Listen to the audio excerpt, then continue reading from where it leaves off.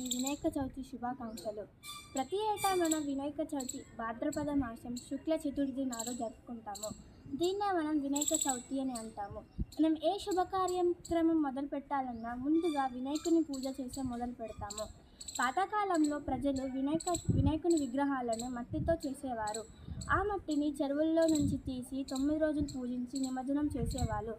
ఆ విగ్రహాల నిమజ్జనం వల్ల కాలుష్యం బారిన చెరువులు పడకుండా ఉండేటివి. కానీ ఇప్పుడు మనం ప్లాస్టర్ ఆఫ్ ప్యారిస్తో చేసిన విగ్రహాలను పూజించడం వల్ల చెరువులు కాలుష్యానికి గురవుతున్నాయి.